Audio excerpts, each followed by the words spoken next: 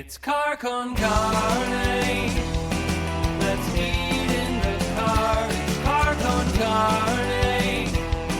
And now here's the star of our show, James Van Alstyl.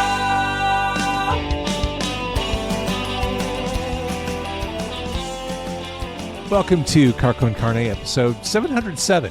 I'm James Van Alstyl, and as I'm recording this on the evening of Thursday the 24th, the news is scary. It's uncomfortable. It's been really rough to watch today. And if anything, I hope this podcast is a nice distraction, a way to dip out from everything, if only for a few minutes. Tomorrow on the podcast, Friday the 25th, Terry from Bronte Fall, that band playing at the Hideout Saturday night, along with Colin Peterick. Next week, the Medieval Torture Museum. Also, I'm hosting one of two benefit nights for Situation Chicago. Those are happening at the Empty Bottle in March. I'll have Situation Chicago organizer Trey Elder on a little bit before that happens. Also next month, it's the return of Local H and a visit to the infamous Wiener Circle. So the economics of the music industry are generally stacked against bands. So when musicians can find a partner that treats them fairly, that's something worth celebrating. Bifocal Media makes band shirts. Super cool, limited run, gotta have them. Band shirts. And their partnerships with the artists. And the artists split the revenues with Bifocal 50-50. Charles Cardello is the founder of Bifocal Media, bifocalmedia.com.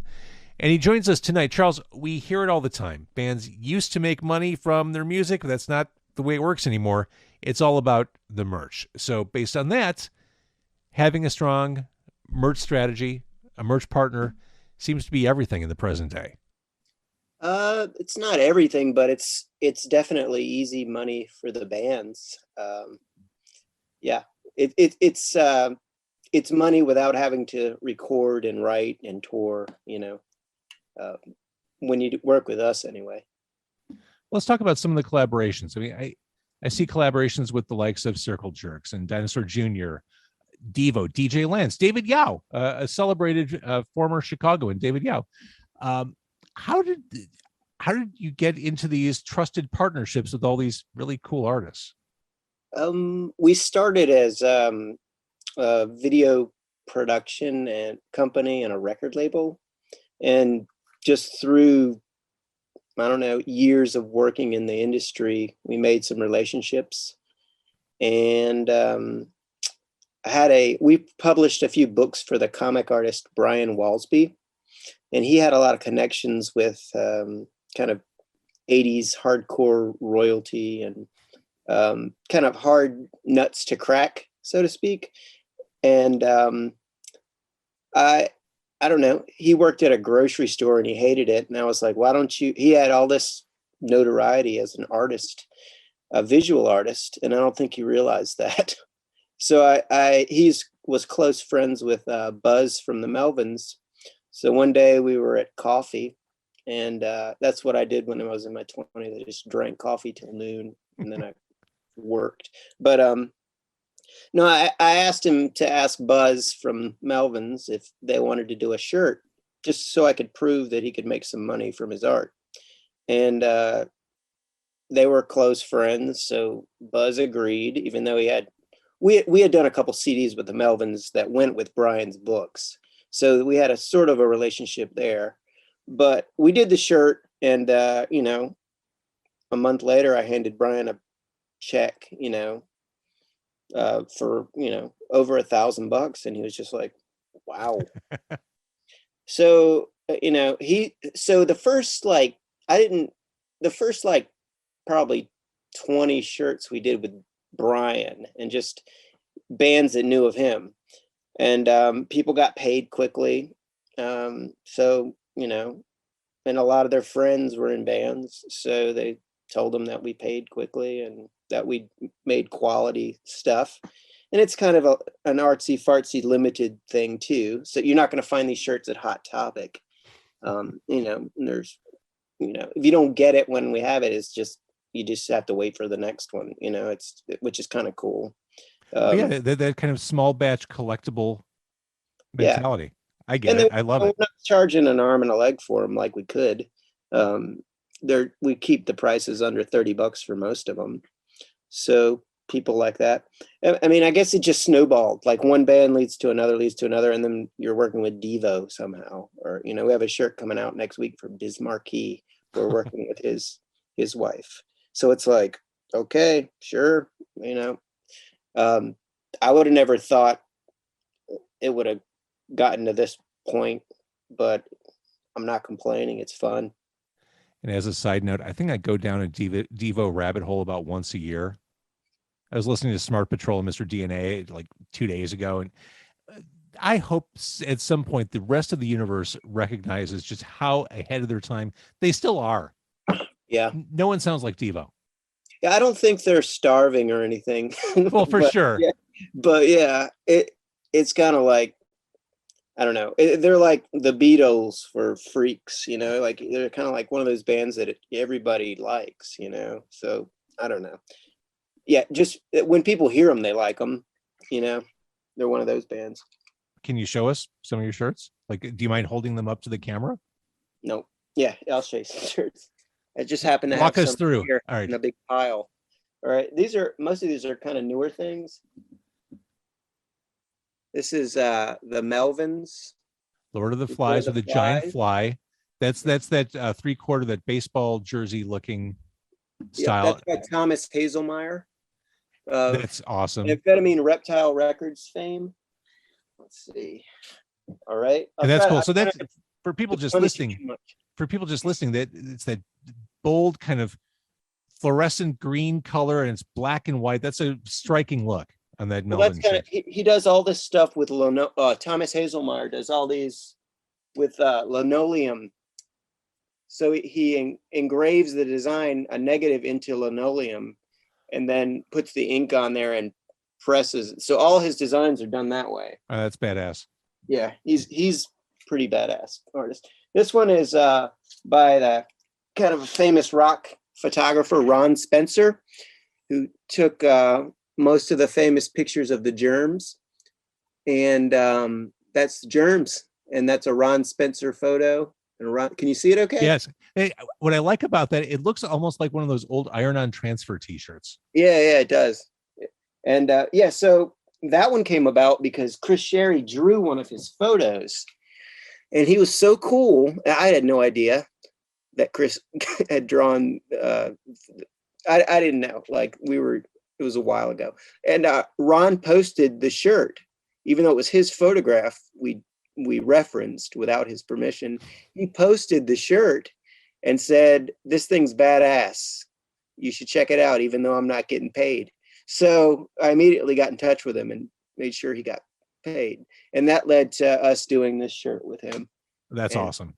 Yeah, and yeah, he's an awesome dude. He does a pretty amazing radio show too. But okay, so this is De Kreutzen from, I think they're from Milwaukee, right? You know, like look at these hardcore band.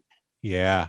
Oh, And that's this, a redux of their first EP cover by Abe Brennan. And that's pretty awesome. Abe does these really detailed line work.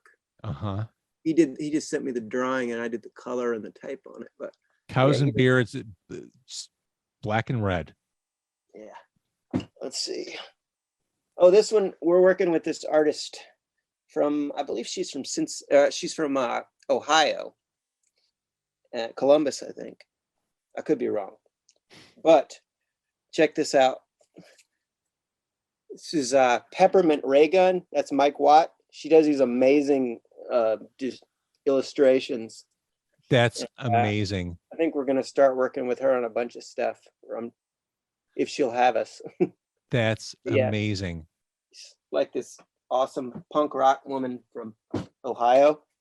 And the New Bomb Turks got us in touch with her because we've done a lot of shirts with them, and they were like, "You got to check out this artist." So, and then Mike Watt's shirt is the second Minutemen reference of the evening.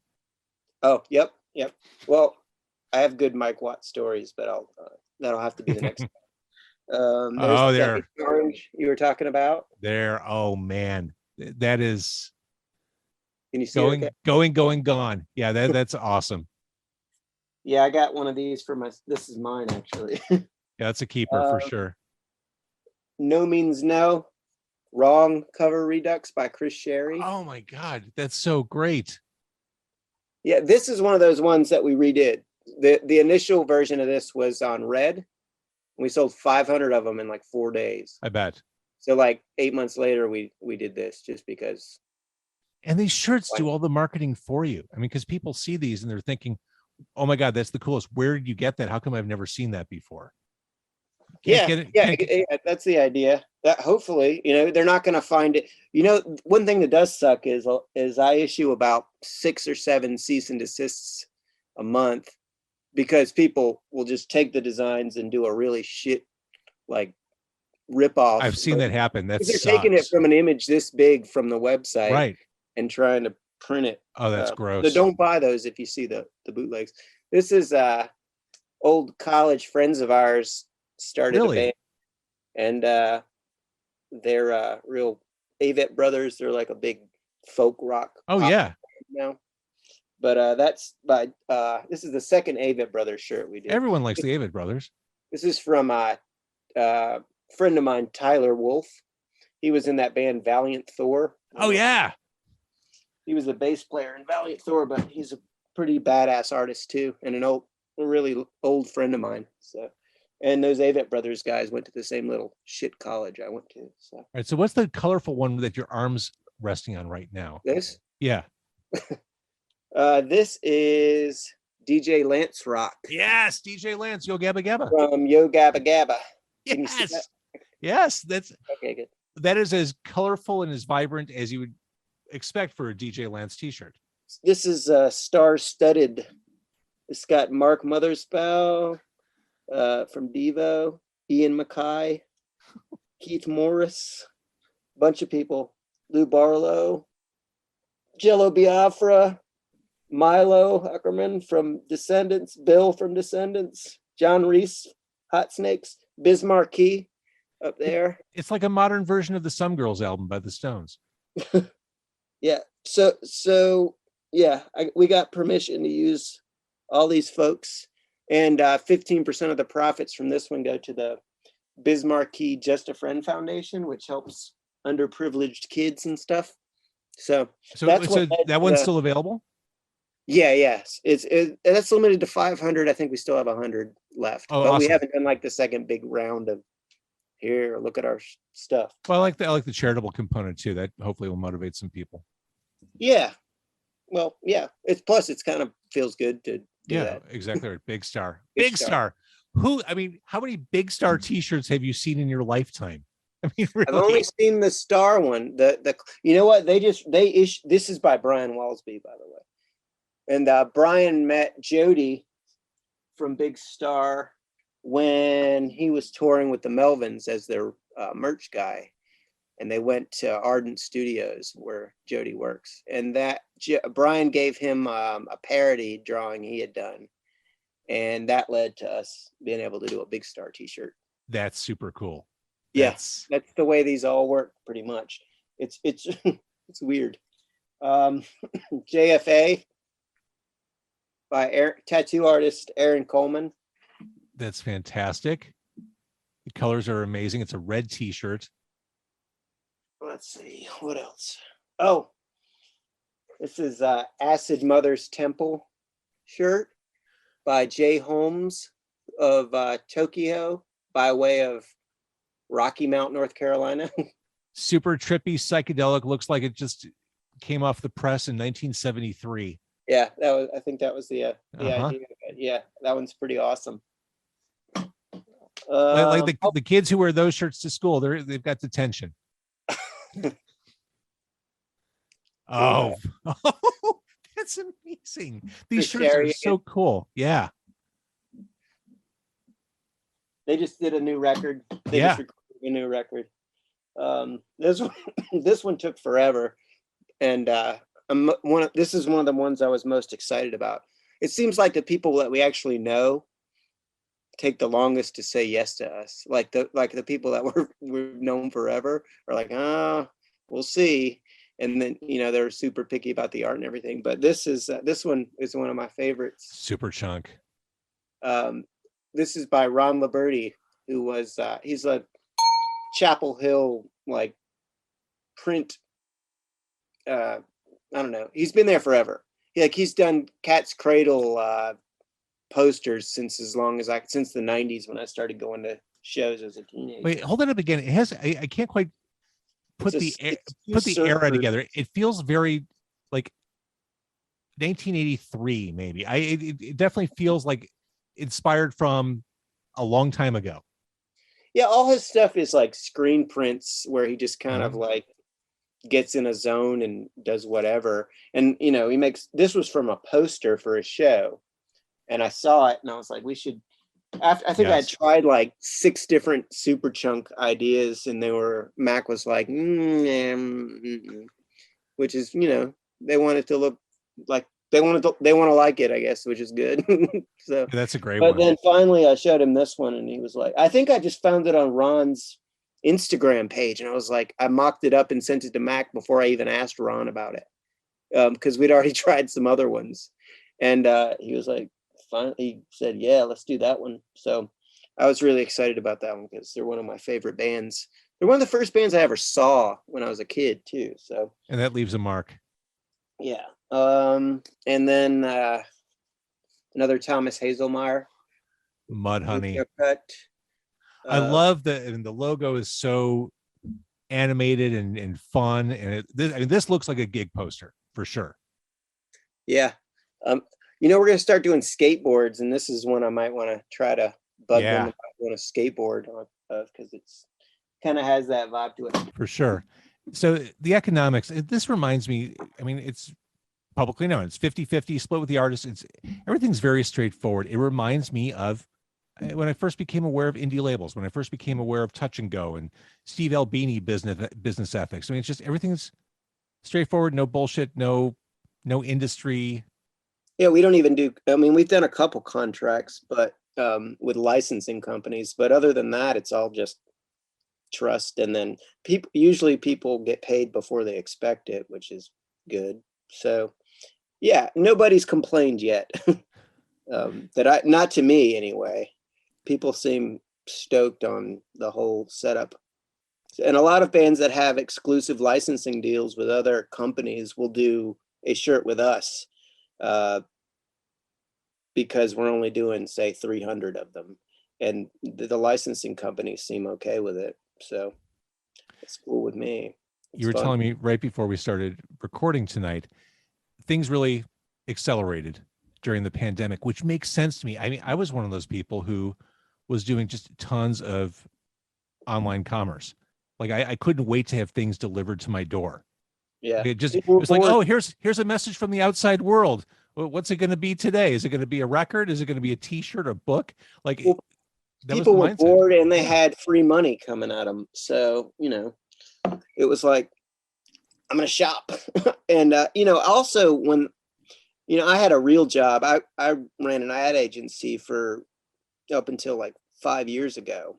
And when I left that, I looked for jobs for a little while. And then I discovered Facebook ads. Mm-hmm. Which is weird. I discovered that you could target, back then you can't now, but you could say, I want people who like the Minutemen to see my ad. I figured out that I could target like the tiniest little indie thrash band, and the people who liked that band would see the ad. It's not like that anymore. But when I figured that out, I was like, well, maybe I could make a living, like a real living, not like a college student living, but like a real living as an adult with kids and stuff, and a mortgage. Maybe I could make a living at this. And at the time I was only working with Brian Walsby. This is like 5 years ago.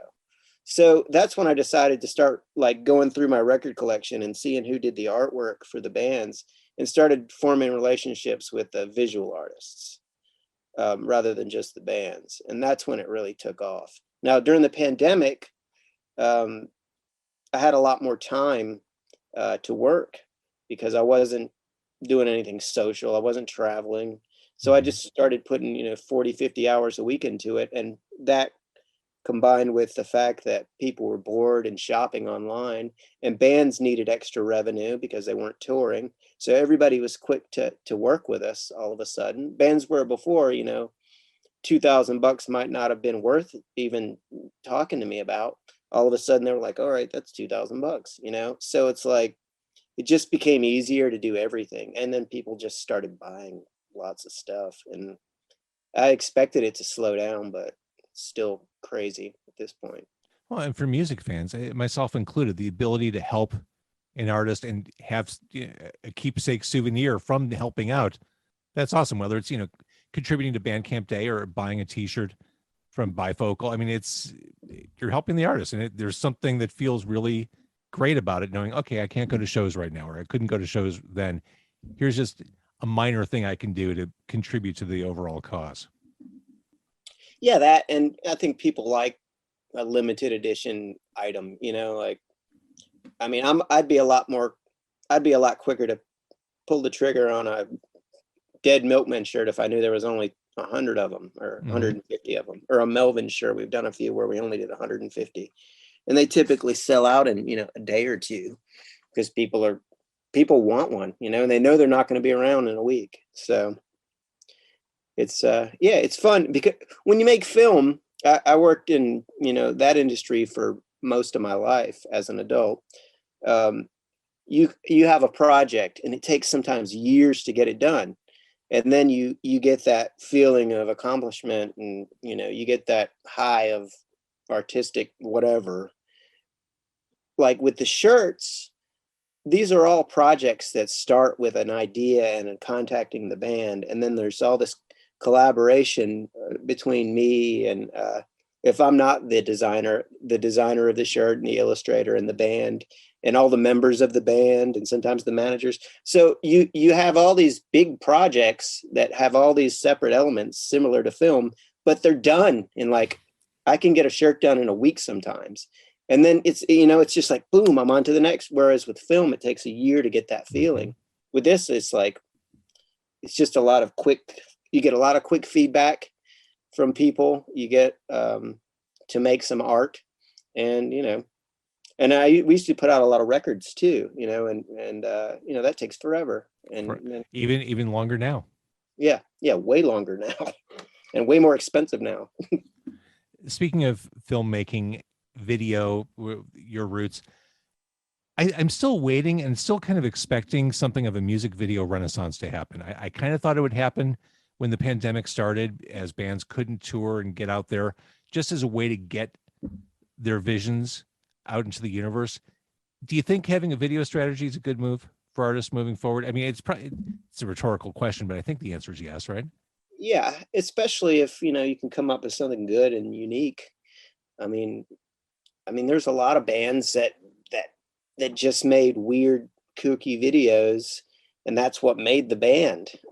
Especially now with social media and whatever the kids are looking at. Whatever the kids are looking at.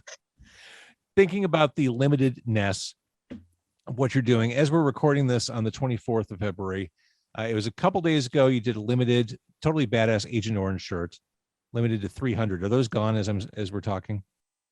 I think there's they will be gone. Here's typically I think I have 50 left, but I haven't really, we do the initial push where we tell everybody what we've got and the band posts it. And then when the shirt comes in, I usually take a real picture of it instead of a mock-up, which is on the website. And then the band posts that real picture, and that usually finishes them off for a band like Agent Orange. That's the Chris Sherry design. We actually did that design on a different color years ago, and it sold out in 3 or 4 days. So if the band posts, that's where 90% of our promotion comes from, is from the bands. If a band like that does a post on Facebook, the shirt will sell out quickly. Well, and from just watching sales and response online, which designs really pop, which designs really react. Is there the temptation, or have you brought designs back into circulation based on overwhelming demand, or just a gut feeling we got to do this again?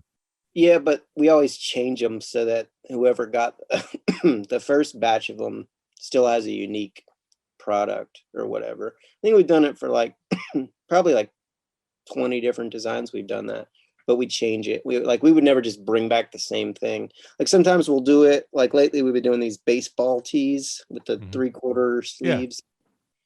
And those are, something different. Or we'll do a hoodie just to, if we bring something back. But no, we'd never do the same exact thing again, because we could just do something new.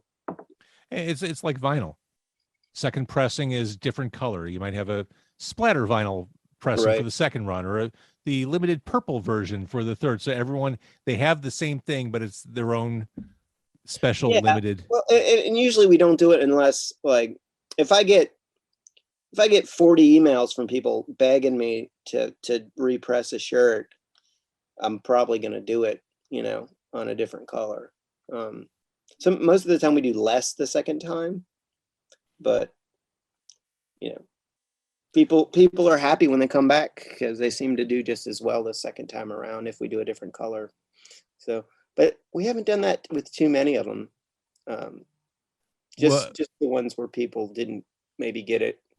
The ones that sell out in like 3 or 4 days, we do those sometimes. So will the Descendants X-Men have another go around?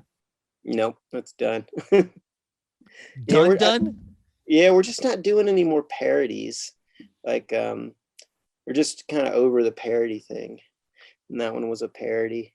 So if we do something, the thing with them is they don't need us. They're just being nice to us by letting us do the shirts with them, because we have mutual friends, and they have a huge amount of respect for Brian Walsby, it seems, and his art. So usually when he proposed, we've got an all shirt that's still up that has all 3 of the singers from that band's past, or it's the same band without Milo singing.